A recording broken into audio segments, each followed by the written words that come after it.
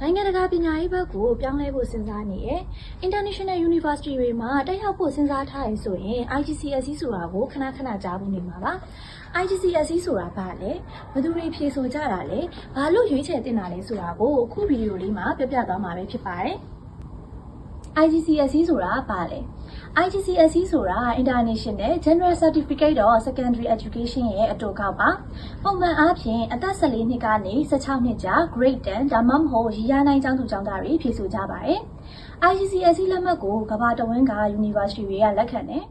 လက်တလုံးမှာတော့စင်ကာပူမလေးရှားထိုင်းတရုတ်ထိုင်ဝမ်ဩစတြေးလျကနေဒါနဲ့အိုင်ယာလန်တို့လိုနိုင်ငံနဲ့မြို့ကြီးတွေမှာရှိတဲ့ University တွေမှာတက်ရောက်လို့ရပါတယ်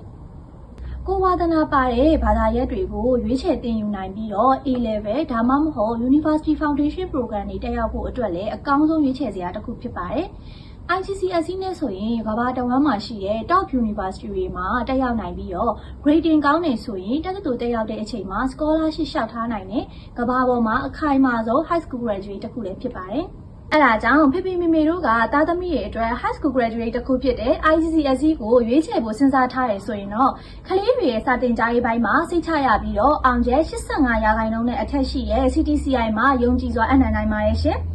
အခု match intake တွေအပြင် main intake တွေအတွက်ပါအကြောင်းအလက်ခံနေပြီဖြစ်လို့စာသင်ကြားရေးပိုင်းမှာစိတ်ချရပြီးတော့အပေါ်ကျူရှင်လုံးဝထပ်ယူစရာမလိုတဲ့ CTCI မှာအနှံ့ဖို့ဖိတ်ခေါ်လိုက်ပါတယ်